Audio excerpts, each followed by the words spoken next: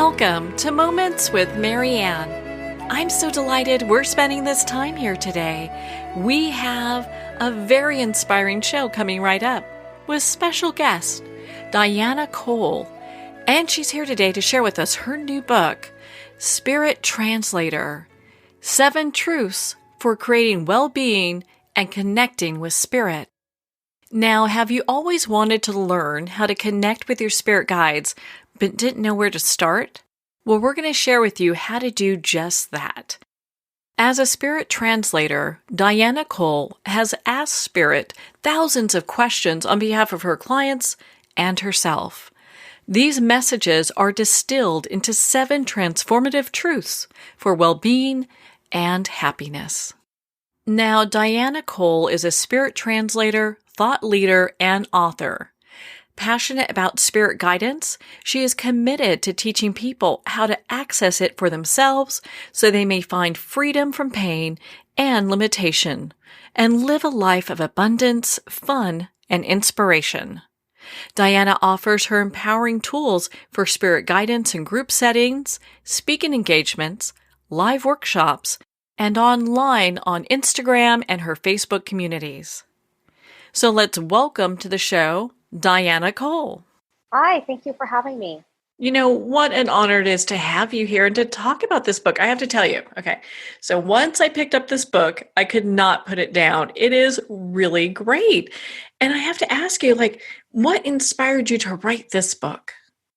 Well, I think that the thing that really inspired me was the fact that I got to a place in my life where I was what I call my low. It was my low point. And I didn't know how to get myself out of it. So I went back to what I knew, which was my spirit communication that I had learned as a child. And it really transformed my life. My life changed so quickly and so miraculously that I decided that all of my notebooks of notes I had written, I needed to put into a book so that other people would be able to use the same advice that I was getting to help them transform their lives and improve their lives. Well, I love how you brought all of this together. And it's interesting. We're in this really unique time where people are wanting to become more connected to spirit. You know, as time has gone on, many people have been kind of isolated in many ways. And so we're diving in and, having that connection with spirit is something that I hear people want all the time. Yeah, I agree. And what's interesting is I hear people talking about it like it's hard or it's impossible or it sounds nice, but that doesn't really happen. I think there's a lot of apprehension around it. And the fact is it's just so easy and it's so available to all of us. What do you think are some of the main reasons people make it so difficult or throw up so many roadblocks? I think the main reason is that we're not taught as children that it's possible, and we're not taught a process for having this communication internally. So it becomes something as we get older that just seems odd or there's doubt around it. And if you have doubt around any kind of communication, you're blocking the flow of the information. It's interesting. I think people go into spirit communication thinking it's supposed to look, and I'm doing little air quotes here, a certain way. Like they're supposed to see angels line up outside their door ready to talk to them. And while it could look like that for some people, majority of people may have that kind of communication in a different way. Yeah, exactly. I mean, it's not scary or ghosty. It's not something that should feel like, like it's harmful to you. It should be so effortless and so easy. And one of the reasons why I wanted to bring this book forward is because we are all in communication all the time without even realizing it. We have urges and nudges and coincidences around us all the time. And that is spirit communication. And sometimes we're missing it. So I really wanted to help people see that there is spirit around them and they are being guided. And that the more that they pay attention to that and try to have this conversation with it, the more miracles they'll see in their lives, the more happiness that they'll feel. Well, why don't we break this down just a little bit for our listeners that might be new to this? So, when we talk about Spirit Translator, what is that? Well, I call myself a spirit translator because what I believe I'm doing is translating messages I'm hearing so that others can access the information. So I'm able to access this information from just a high intelligence energy, and I write down what I hear or I speak it, depending on where I am, and I can give information to people based on questions that they ask or just based on my own experience, like I did in the book. So I'm really translating what I'm hearing. It's not coming from my thinking brain. So, in your book, you talk about seven truths, and we're not going to dive into them all, but I'd like for you to just kind of briefly share with us what those are. Okay. Well, the seven truths are the things or the things that we need to remember to have in our lives, to believe in and to go back to so that we can have a better life experience. So, for example, truth one is thought is the action that creates your life. And, we've all heard about how thoughts are things and that we create our world with thoughts. There have been so many people who have said that in the past, some that are living and some that are no longer living. And they're all right. And I think that the information I received was just framed slightly differently in a way that I understood it. And I was able to change my thought patterns, but it wasn't really accessible to me until I heard it in a way that I could digest it. So some of this information won't feel super new, but I think it will feel like I'm saying it in a different way. Well, I appreciate that. And I love how you start with number one thoughts. Really kind of it's the whole creation process is kind of what you discuss about it. And in your book, you talk about, when things got really tough, you just got into this quiet silence and you began to hear. And I think a lot of people can really relate to that right now because there are so many people going through their own worry and their own process of thinking, gosh, how am I going to pay rent? How am I going to take care of buying food or whatever the problem is that they have, and being able to get out of that into a place where you could start creating a future that's different, I think is so empowering. It is empowering. And, it sounds, I hate to say it sometimes because I think it sounds dismissive, but it really isn't when I say this. You have to be happy no matter what. And I know that sounds terrible for some people because they're going through some really, really hard losses and adjustments and some times that are really, really scary. But the minute you embrace wherever you are and whatever your life looks like, and you say thank you, things start to shift. I love that. And are these shifts something that can happen really quickly, or is it something that takes a long time? I believe they happen instantly. The more you embrace the life you're living today, the more you say thank you for your situation today, no matter what, you're opening the universe to give you more of what you're thankful for, more of what you feel gratitude for. That's how spirit communication works, right? We get what we think about. So when we're standing in a moment of being grateful and being happy no matter what, more happiness is brought towards us and things start shifting so that what we see out of our eyes look better than they did before. Sometimes it's a shift in perspective to get there, but it's a very powerful one, especially when we stand knowing that we are the powerful creators of our own existence, that we can move these things from, whatever challenge that we're facing today into maybe something that would be more of what we're really desiring. Exactly. I mean, for me, the shift started happening when I felt like I was at such a low that I was in surrender. It was like, things can't get any worse, or I didn't think they could.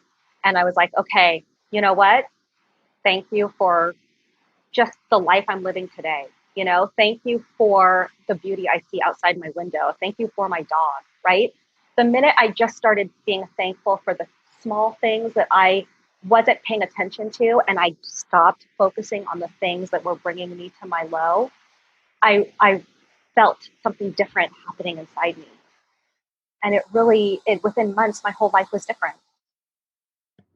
So, what do you think really guided you during that time? Was it your feelings? What really kind of put you on the path that you wanted? Well, I think that it was my question and answer process that I went through, which I teach at the end of the book so that everyone can do this for themselves. But I think it really was needing to have the guidance to get myself out of this place. And, I needed to, in a sense, become my own therapist because there wasn't anybody on the outside world that was going to tell me what to do. I wasn't going to get a learning manual for how to get out of a tough spot. And there wasn't anybody I could reach out to who I thought really had the loving patience and all-knowing guidance to give me the secret medicine, right? So I really decided that what I hear, I'm going to follow, even if it sounds, easy or hard or whatever. I'm going to follow it, and I'm just going to see what happens. And when I asked questions and I got answers and I followed them to the T, everything started changing. And I realized that these answers weren't for me. They're for everyone because I believe we all have very similar questions. So, is the connection we have with spirit something that anyone can develop, or is it only for a few gifted people such as yourself? What I believe is that spirit guidance is here for all of us.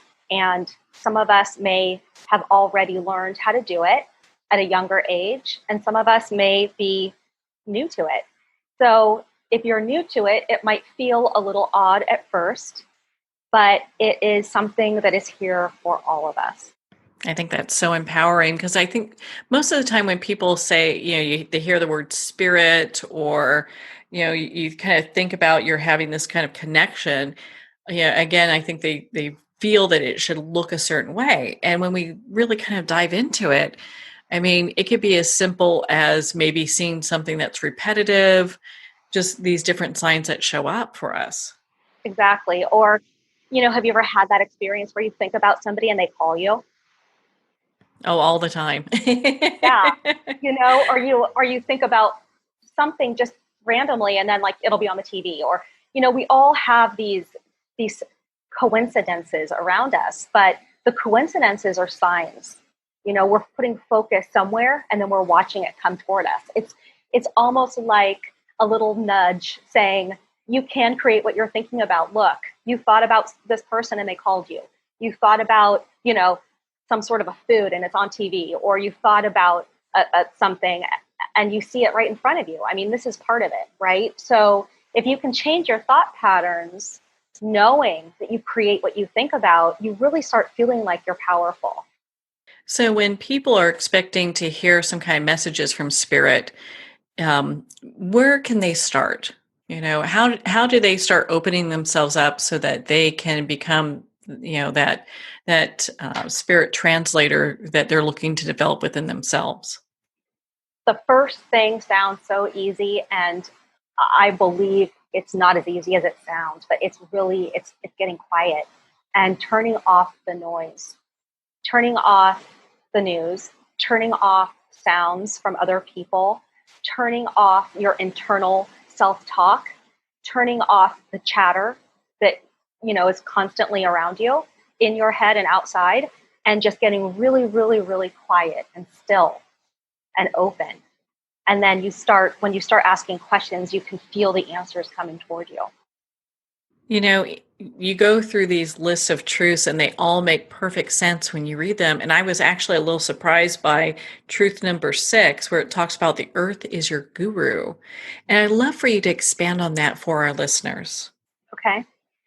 One of the questions I had when I was, in the space of needing guidance was, how do I learn, what I'm hearing? How do I learn this?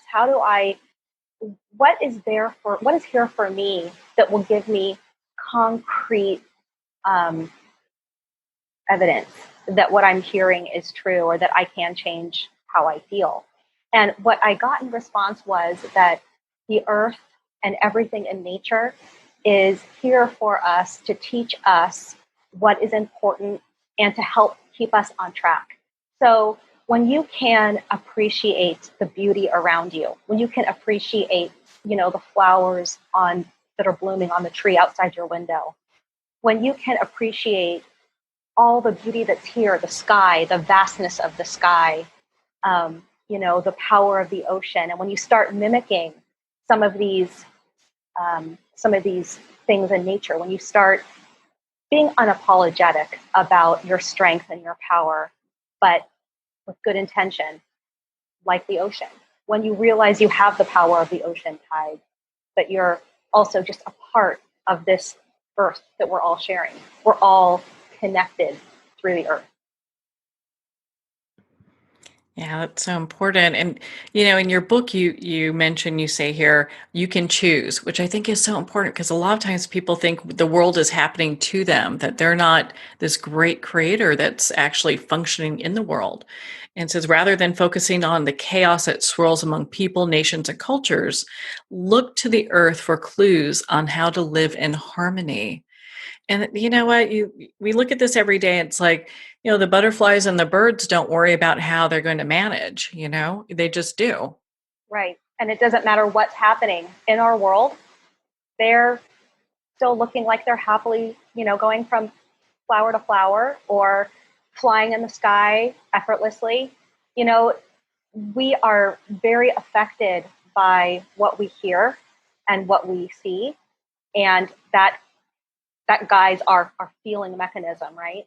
But when you can shut off all that outside stuff and you can really, just sit and watch a bird for 10 minutes, you do feel something different happening. You do feel this little piece of joy that you didn't have before you watched the bird for 10 minutes. And, it like I said, it sounds so easy, but I don't think that a lot of us are spending a lot of time focusing on that. Yeah. For the most part, people are not. They're so connected to all their devices, probably too much coffee, not enough sleep, pretty high strung, and no connection to nature. So you look at this and it looks like it's kind of a recipe for disaster. Mm-hmm. Well, and as things get harder for us, we turn away from nature more and more because we're worried about everything. So we're trying to fix everything in our lives or tend to the things that are worrying us, right? Which is exactly the opposite of what we should be doing. When you're feeling at your worst, that's when it's time to take a moment and turn everything off and just look outside your window or walk outside your front door. Yeah, getting that grounding from just being outside, being in nature, it kind of helps get things in a place where you really are seeing what really matters as opposed to listening to all that chatter. Yes. So when you're working with people and they initially come to you, is there pretty much like a detox that they do from, these kind of things that they have to, you have them detox maybe from their devices and TVs and things like that? Well, it depends what people are coming to me for. When they're learning spirit communication, yes, that is one of the things that I ask them to do. But when I am, asked to do a reading for someone, they send me a list of questions that I have spirit answer for them. And what I found is that although the questions seem different, they're all the same, really. The underlying question that I think most of us feel is we want to know how to feel better. Everybody wants to know how to feel better. That is the underlying question behind every question. I think that's everyone's question is right. You're right about that. Because when you look at our experience, it's like, okay, I lost my job today, or, my kids are fighting and I'm having to homeschool and maybe I've never done that before. And, maybe we're not getting along with our family so much. So how do we feel better during times like that? Well, I think that the best way to feel better is to get quiet, go inside and have a conversation that is loving and guides you toward a place where you feel better. Because The thing is, and I do say this in the book, that in order to feel better, you have to start feeling better first, right? Oh, yeah. And it's almost like, and I use this word, you almost have to kind of trick yourself at first. You almost have to fake it till you make it. You almost have to decide, you know what, I'm going to feel good right now, and look out the window and look at something that makes you feel good and start there. Feeling good helps you feel better and better and better and better. It's all of those feelings, like feelings, attached to each other. So even in good times, even in times where people are not feeling like they're losing their jobs or they're losing loved ones, or they're homeschooling their kids, even in times where people can say, and I'll use air quotes, like, I feel good, even in those moments, people want to feel better, and I think that it's unfortunate that more of us don't know that we can feel as good as we want to feel. It's just that we have to turn everything else off and go inside. I know in your book you talk about how feelings are our compass. So when we're at this point where we're like, well, I'm not feeling so good, how do we point our compass due north? Yeah, that's a good question. Well, the other thing that I talk about in here in that chapter is that a lot of us are good at turning off our feelings, right? So we feel something and then we go, no, no, no, no. And we push it aside because we're taking care of somebody else, or because we have to do the things we don't want to do, right? Like, I don't want to go to work today. And you shut that off because you have to go to work today, right? So the first step there is honoring how you feel and really allowing yourself to feel the way you feel and sitting in that. If I don't feel like doing something, I need to know why I don't feel like doing something. I need to change the way I'm looking at it. And then I need to make steps to not feel that way about that thing again, so that I can feel better. The only way that you can feel better about anything is to first understand how you actually feel about that thing to start with. Yeah, it's a really profound, observation, because I think a lot of times people are just like, maybe kind of bouncing around like a pinball in a machine, trying to, feel something that's better, but not really understanding how to get there. And you really have that well mapped out in your book. Thank you. One of the things that I use in the book, and I'm going to bring it up now because I think it makes sense with what we're discussing, is, the example of wanting a new car, right? And I wanted to start somewhere where I felt like everybody at one point in their lives has had that feeling, whether you're 16 years old or, 50 years old, there's been a point in your life where you wanted a new car, right? And it was exciting to think about that new car. You wanted that new car. It was so exciting thinking, I want that car. You might have thought, I won't get it. And you might not have. You might have thought, oh, I will get it. And you did. But you had that feeling of, I want that car. I want that car. Well, if you've ever had that feeling and then you got that car felt really nice to you for a couple weeks. But then it got dirty. Then it got old. And then you wanted another car. You wanted to trade up again, right? It wasn't the car that made you happy. It was the feeling that you thought you'd have when you got the car. So what I try to get people to do is to sit in that feeling, like sit down, get quiet, and sit in your new car right now and feel it. And feel it for as long as you can. Sit with that feeling for 15 minutes. Smell the leather in your mind. Imagine how pretty it feels to you when you sit in it. Imagine how successful you feel that you were able to earn it. Imagine all the things that you think that will make you happy about that new car. Imagine it now and live in that feeling, because that feeling multiplies. You don't need the car. You don't need the new job. You don't need the new boyfriend. You need the feeling of what you think those things will bring you. And that's exactly where all the magic happens, is in that feeling. Yeah. And are you feeling that with your heart, or is this something you're doing with your mind, or a little bit of both? I think it's a little bit of both. I mean, when you have a feeling for yourself, when you feel excited about something, right? And you know that feeling because we've all had a feeling of excitement. It could be about a new relationship, or, if you just get a new puppy, or you find out you're pregnant, or, you get a piece of jewelry or whatever it is, right? You get that little kind of butterfly feeling like, like it's like you're excited. It's holding on to that. It's really diving into that. Like, wow, like when did I feel that before and how can I feel it again right now? Like what made me feel like that? How did I get there? What was a feeling I had in my body, and trying to recreate it in your mind. I love in your book, you talk about kindness is your God power. So I'd love for you to dive in on that with us. That is my favorite truth of all of them, because I think it's the most important and the most overlooked.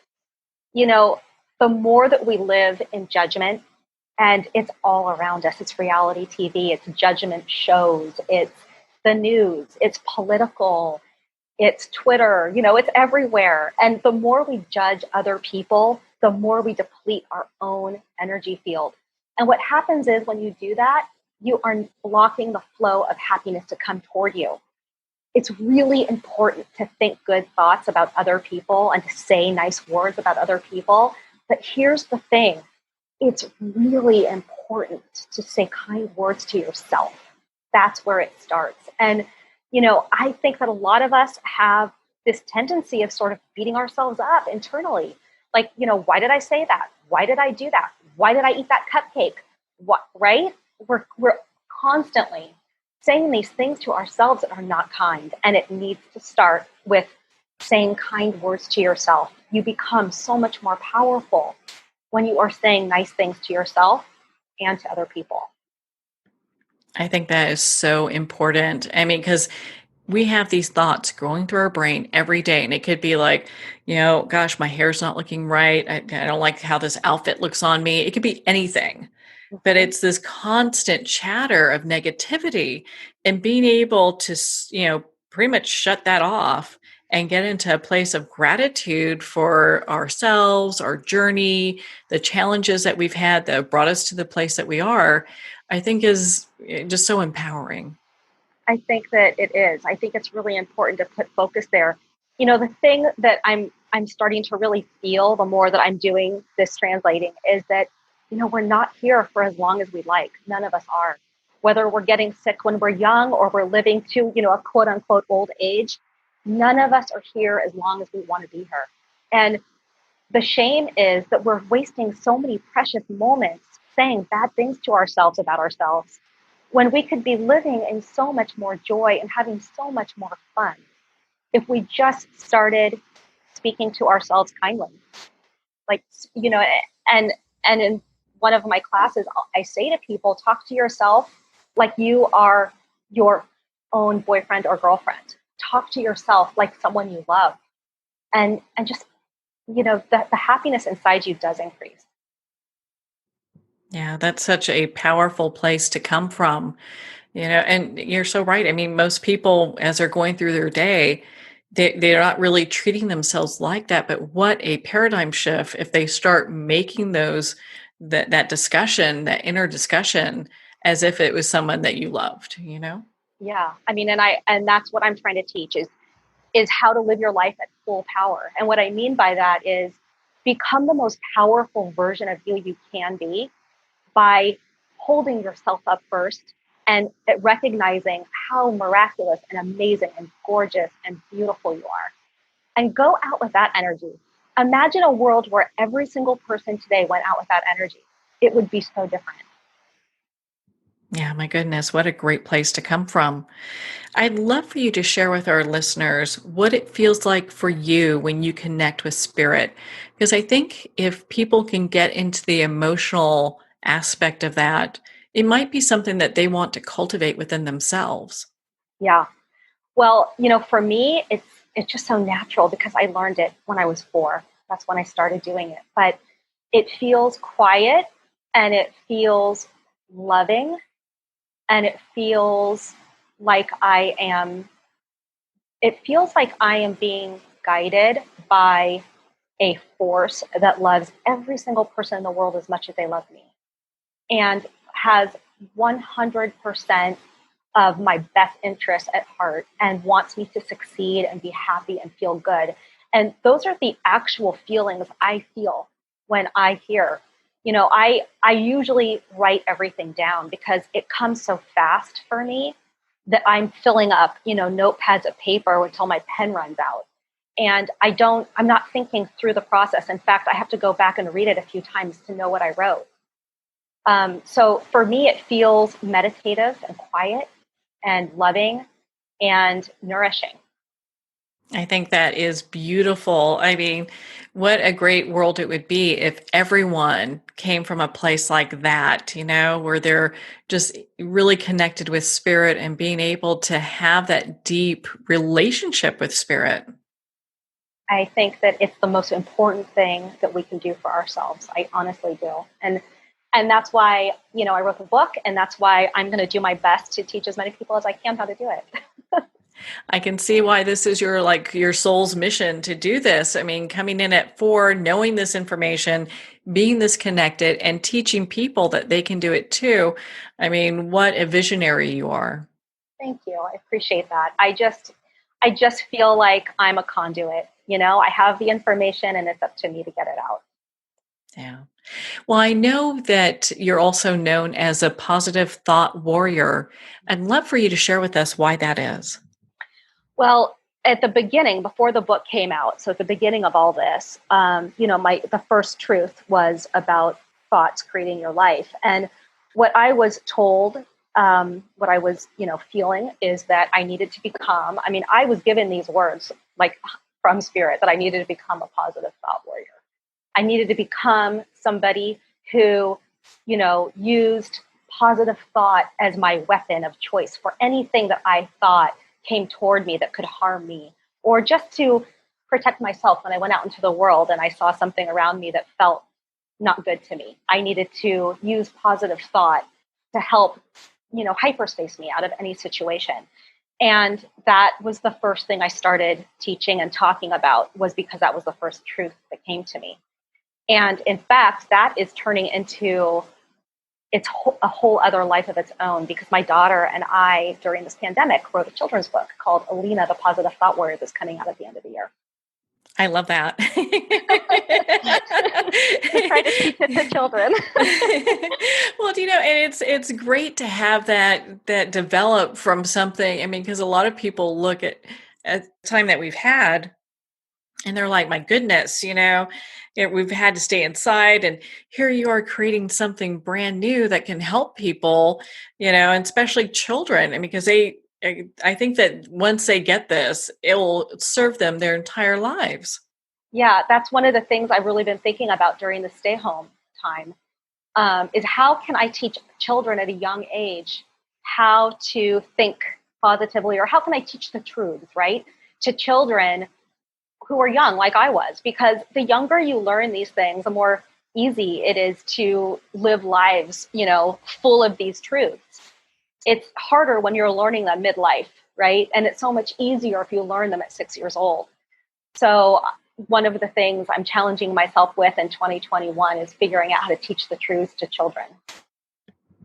Well, I applaud you on your journey. And my goodness, we could sit here, talk all day long, Diana. Where can our listeners connect with you and learn more about your work and be part of your community? 2 places. Well, the first place to go would be my website, which is dianacole.com. And I'm also really active on Instagram. And my Instagram handle is the Diana Cole. So those are the best 2 places to start. Well, Diana, thank you so much for taking the time to be on the show with us here today. Thank you. I appreciate it. Well, thank you, Diana. It has been such an honor to spend this time with you and to talk about your new book, Spirit Translator, 7 Truths for Creating Well-Being and Connecting with Spirit. Spirit Translator is available at Amazon, Barnes & Noble, and all indie retailers. And if you don't see it on the shelf, ask for them to order it. And of course, it's available on Kindle. Again, if you'd like to connect with Diana, you can at dianacole.com for more information. Well, we're at the end of our time today. I would like to thank everyone for tuning in. You're listening to Moments with Marianne. And remember, make every moment count.